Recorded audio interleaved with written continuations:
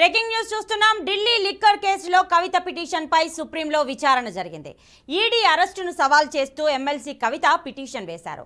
ప్రతివాదులకు నోటీసులు కూడా జారీ చేయగా 6 వారాల్లోగా కౌంటర్ అఫిడవిట్ దాఖలు చేయాలని ఆదేశాలు జారీ చేసింది. బెయిల్ పిటిషన్ పై జాప్యం లేకుండా విచారణ జరపాలని ట్రయల్ కోర్టుకు ఆదేశాలు జారీ చేసింది.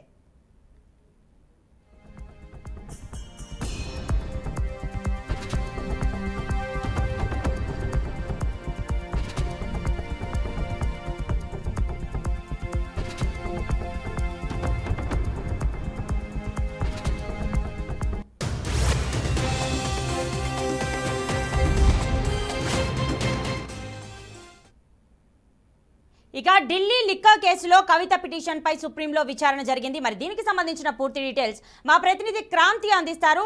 క్రాంతి, డీటెయిల్స్ ఇవ్వండి. రైట్ ప్రస్తుతానికి అయితే ఏదైతే గత 2-3 రోజుల నుంచి ఇటు కవిత తరపు న్యాయవాది కావచ్చు, లేదు అని అంటే కవిత భర్త అనిల్ ఏదైతే సుప్రీంకోర్టుని ఆశ్రయించడం జరిగింది బెయిల్ మంజూరు కోసం మాత్రం.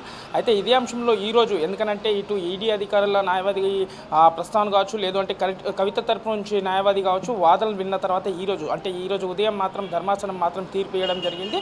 అయితే ఈ బెయిల్ విషయంలో మాత్రం ట్రయల్ కోర్ట్స్లో మాత్రం అప్లై చేయాలి అనేసి మాత్రం ఈ ఆదేశాలు జారీ చేసింది. అయితే ఇదే దీంతో పాటు ఇటు ఈడీ అధికారులను కూడా ఆదేశం ఇచ్చడం జరిగింది. అయితే దీనికి సంబంధించిన పూర్తి కౌంటర్ దాఖలు మాత్రం 6 వారాలలోనే కోర్టులో సబ్మిట్ చేయాలంటూ కూడా మాత్రం ఇటు ఈడీ అధికారులకు కూడా ధర్మాసనం మనకు ఆదేశాలు జారీ చేయడం జరిగింది. అయితే లిక్కర్ స్కామ్ కేసులో చూసుకున్నట్లయితే భారతదేశం మొత్తం సంచలనం రేపుతుంది. అయితే అదే అంశంలో నిన్న రాత్రి ఇదే దీనికి సంబంధించిన ఏదైతే సీఎం కేజ్రీవాల్ని అరెస్ట్ కూడా చేయడం జరిగింది. అయితే అధికారంలో ఉన్న పార్టీ ఎందుకంటే బీజేపీ వాళ్ళు ఎన్నికల ముందు కుట్రపూర్వకంగానే ఇవన్నీ కుట్రకు దిగుతున్నారని మాత్రం ఇటు ఆప్ ఆద్మీ వాళ్ళు కావచ్చు, లేదు అంటే ఇక్కడ తెలంగాణలో బీఆర్ఎస్ కార్యకర్తలు కావచ్చు దీనికి మాత్రం ఎందుకంటే లిక్కర్ స్కామ్లో జరుగుతున్న మన కవితకు సంబంధించిన 192 కోట్ల మన దానికి సంబంధించిన లావాదేవీలు కావచ్చు, లేదు అంటే 100 కోట్లు ఇచ్చిన ట్రాన్సాక్షన్స్ని కూడా కావచ్చు ఇప్పటికే ఎందుకంటే 6వ రోజుకు చేరుకుందని చెప్పుకోవచ్చు. ఎందుకంటే కోర్టు గతంలోనే ఇచ్చిన ఆదేశాల మేరకు ఉదయం 11 గంటల నుంచి 5 గంటల వరకు మాత్రం ఈడీ అధికారులు కవితని ప్రశ్నల వర్షం కురిపిస్తున్నారు. అయితే దీనికి సమాధానం ఇస్తున్న కవిత ఆన్సర్లను కూడా ఈడీ అధికారులు మాత్రం రికార్డ్ చేస్తున్నారు. అయితే ఈరోజు సుప్రీంకోర్టులో మాత్రం కవితకు చుక్కెదురైందని చెప్పుకోవచ్చు. ఎందుకంటే ఇప్పుడు 6 వారాలు ఇప్పుడు మరి నెక్స్ట్ ట్రయల్ కోర్టులో బెయిల్ మంజూరు చేస్తే ఎలాంటి తీర్పు వస్తుంది, ఎందుకంటే పిఎంఎల్ఏ కేసుని కూడా దీన్ని అటాచ్ చేస్తూ సుప్రీంకోర్టు ఆదేశాలు ఇచ్చింది. అయితే మహిళ కాబట్టి మహిళకు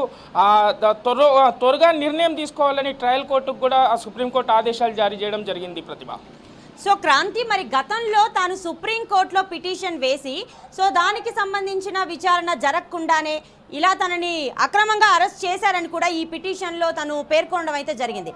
మరి దాని గురించి ఈడీ ఏ వివరణ ఇచ్చింది? రైట్ ప్రస్తుతం ఎందుకనంటే విచారణ జరుగుతున్న సమయంలో ఈడీకి మాత్రం కొన్ని కీలక ఆధారాలు అయితే దొరికినట్లయితే కొంత సమాచారం వినిపిస్తున్నాయి. అందువల్లనే ఈడీ అధికారులు పకడ్బందీగా మాత్రం భారీ బందోబస్తు మధ్యలో మాత్రం కవితని అరెస్ట్ చేసినట్లయితే కొంత సమాచారం జరుగుతుంది.